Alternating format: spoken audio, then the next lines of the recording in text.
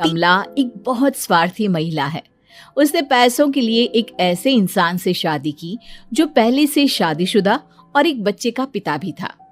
कमला के पति को मरे हुए एक अरसा बीत गया है। अब वो अपने सौतेले बेटे वैभव के साथ रहती है। वैभव के दिल में अपनी माँ को लेकर इतना डर है कि वो अपनी माँ के सामने एक शब्द नहीं बोल पाता। उसकी माँ जो कहती है उसको सर झुकाकर वही मानना पड़ता है। वैभव, तुमने अभी तक घर का काम क्यों नहीं किया? तुमसे कितनी बार कहा है कि सूरज निकलने से पहले तुम घर की साफ सफाई पूरी कर दिया करो। वैभव कुछ नहीं बोलता, चुपचाप सर झुकाए अपनी माँ की बात सुनता रहता है।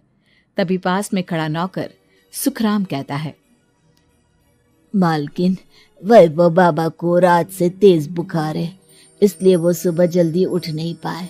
उनके बदले मैं घर की साफ सफाई कर देता हूँ। इसे कोई बुखार नहीं है। मैं इसे अच्छी तरह से जानती हूँ। ये सब काम न करने के बहाने हैं। सुखराम काका, बोल दो इसे, सारे घर का काम यही करेगा। और इससे समय पर अपना काम पूरा नहीं किया तो इससे आज का खाना भी नहीं मिलेगा। मगर मालकिन, वैभव बाबा की सच में ही तबीयत खराब है, आप एक बार देख तो लीजिए। कमला बिना कुछ बोले वहां से चली गई और बेचारा वैभव तेज बुखार में भी काम करता रहा। कमला वैभव की शादी एक ऐसी लड़की से कराना चाहती थी जो अनपढ़ हो और कमला से इसी तरह डरे जिस तरह वैभव डरता है, ताकि वैभव की सारी जायदाद और धन दौलत उसकी मुट्ठी में रहे। लेकिन आज के जमाने में ऐसी लड़की मिलना मुश्किल है। कमला कार में यही सब कुछ सोचती जा रही थी कि तभी रास्ते में, अरे ड्राइवर, तुमने कार क्यों रोक दी? और ये इतना शोर कैसा? मैडम, आगे कुछ बंजारों का खेल चल रहा है, इसलिए भीड़ लगी है। मैं अभी भीड़ को साइड में करवाकर कार निकालता हूँ। ड्राइवर भीड़ को साइड करके कार निकालने की कोशिश करने लगा कि तभी कमला की नजर रस्सी पर चल रही एक फुलवा नाम की बंजारन पर पड़ी। क्यों ना मैं इस बंजारन की शादी वैभव से करा दूं? ये तो अनपढ़ लग रही है, मेरे पैरों तले दबकर भी रहेगी। मुझे अभी इसके माँ बाप से बात करनी होगी। ये सोचकर कमला ने उन बंजारों से बात की और उन्हें शाम को अपने घर बुलाया। फुलवा के माता पिता वहां उसे लेकर आ गए। उन्होंने इतना आलीशान घर पहले कभी नहीं देखा था। अच्छा हुआ आप लोग आ गए। देखिए, मुझे घुमा फिरा कर बात करने की आदत नहीं है, इसलिए सीधे सीधे मुद्दे पर आती हूँ। मुझे आपकी बेटी बहुत पसंद है। मैं अपने इकलौते बेटे की शादी आपकी बेटी फुलवा से कराना चाहती हूँ। इसके बदले में आप जो चाहो वो ले सकती हैं। तभी फुलवा की माँ कहती है, ये क्या कह रही है मैम साहब? कहीं आप हमारी गरीबी का मजाक तो नहीं उड़ा रही ना? आप मेरे बेटे से मिल लो। अगर आपको मेरा बेटा पसंद आता है तो मैं कल से ही शादी की तैयारी शुरू कर दूंगी। सुखराम, वैभव को लेकर आओ। फुलवा अपनी माँ के कान में फुसफुसाती है, माँ, कहीं इस मेम साहब का छोरा पागल तो ना है? फुलवा अपनी माँ से बात कर रही होती है कि वैभव वहां आता है। फुलवा उसे देखती ही रह जाती है और उसके माता पिता उसकी शादी तय कर देते हैं। शादी वाले दिन किसी को फुलवा और वैभव की बेमेल विवाह की बात समझ में नहीं आती। फिर भी एक औरत कमला से पूछ ही लेती है, कमला जी, आपने अपने इकलौते बेटे की शादी देहाती गवार से क्यों करा दी? ये बंजारन आपके घर की बहू बनने लायक तो नहीं है। कम से कम अपने स्टेटस का ही ख्याल कर लिया होता। बहू तो अपने टक्कर की लाती, आपने तो बंजारन को ही बहू बना लिया। अब कमला को समझ में नहीं आ रहा था कि इस बात का क्या जवाब दे। वो कुछ देर चुप रही और सोच समझ कर कहती है, बहन जी, आपको तो पता है आजकल के बच्चे किसी की बात कहाँ सुनते हैं। मैं तो अपनी बहू एक पढ़ी लिखी और अपनी सोसाइटी की ही ढूंढ रही थी। लेकिन मेरे बेटे ने मेरे सामने इस बंजारन को लाकर खड़ा कर दिया। बोला कि मैं शादी करूंगा तो इसी से। अब भला मैं क्या करती, मुझे अपने बेटे के सामने झुकना ही पड़ा। कमला की ये बातें सुखराम भी सुन रहा था। उसने ये सारी बातें वैभव को जाकर बता दी। काका, मैं तो फुलवा को जानता भी नहीं, फिर माँ मेरे बारे में झूठ क्यों कह रही है? अरे बेटा, तुम कितने भोले हो, तुम्हें कुछ भी नहीं पता। तुम्हारे पिता अपनी सारी संपत्ति तुम्हारे नाम करके गए हैं। तुम्हारी माँ नहीं चाहती कि यह संपत्ति तुम्हें मिले, इसलिए उन्होंने तुम्हारी अनपढ़ लड़की से शादी करवाई ताकि तुम्हारी तरह वो भी अपने हक के लिए आवाज ना उठा सके। सुखराम काका, मैं क्या करूं, आप ही बताओ। माँ के सामने आते ही मेरे हाथ पैर कांपने लगते हैं। मैं माँ को कुछ भी नहीं कह पाता। वे दोनों बात कर ही रहे थे कि अचानक कमला वहां आ गई। कमला को देखकर दोनों घबरा गए। तुम दोनों फिर कभी बातें कर लेना, अभी फेरों का समय हो गया है, चलो जल्दी आओ। इस तरह फुलवा और वैभव की शादी हो गई। अगले दिन कमला ने फुलवा को बुलाया और उसे नसीहत देने लगी। देख बंजारन, तुझे मैंने अपनी बहू बना तो लिया है, लेकिन तुझे इस घर में आंख कान मुंह बंद करके रहना होगा।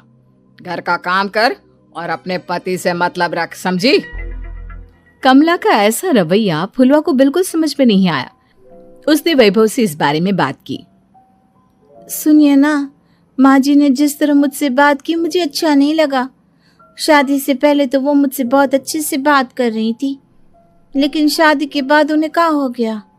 तुम ज्यादा मत सोचो, जैसा माँ कहती है वैसा ही करो। ये कहकर वैभव वहां से चला गया। अगले दिन वैभव को घर के नौकरों की तरह काम करता देख फुलवा को बहुत हैरानी हुई। फुलवा ने इस बारे में सुखराम काका से बात की तो सुखराम काका ने फुलवा को सारी बात बता दी। अब फुलवा को समझ में आ गया कि उसकी सास ने एक बंजारन को बहू क्यों बनाया। एक दिन वैभव घर का काम कर रहा था, तभी उससे कांच की प्लेट टूट गई। किसने गिराई ये कांच की प्लेट? वैभव को वहां खड़ा देख कमला ने छड़ी से उसे मारना शुरू कर दिया। उसके पैर में कांच चुभ गया और खून बहने लगा, लेकिन फिर भी कमला उसे मारे जा रही थी। ये देखकर फुलवा ने कमला के हाथ से छड़ी छीन ली और तोड़कर फेंक दी। बंजारन, तेरी इतनी हिम्मत, तूने मेरे हाथ से छड़ी छीनी? कमला फुलवा को थप्पड़ मारने ही वाली थी कि फुलवा उसका हाथ पकड़ लेती है। ओ सस माँ, मैंने मॉम की गुड़िया ना समझ लियो। बंजारन हो बंजारन, ईंट का जवाब पत्थर से देना जानती हूँ। आज के बाद मेरे या वैभव जी के ऊपर हाथ उठाने की सोचियो भी ना, समझी ससु माँ? ये कहकर फुलवा वैभव को लेकर वहां से चली गई। उसने वैभव के पैर पर पट्टी बांधी, उसके आंसू पोंछे। वैभव ने पहली बार किसी के दिल में अपने लिए इतना प्यार महसूस किया। अब फुलवा वैभव का हर काम में हाथ बटाती, उसका बहुत ख्याल रखती। इस तरह दोनों बहुत ज्यादा नजदीक आ गए। वहीं दूसरी ओर कमला सारी जायदाद अपने नाम करने की साजिश करने लगी। और एक दिन, वैभव, वैभव, जल्दी बाहर आओ। कमला की आवाज सुनकर वैभव और फुलवा अपने कमरे से बाहर आ गए। जी माँ, आपने बुलाया?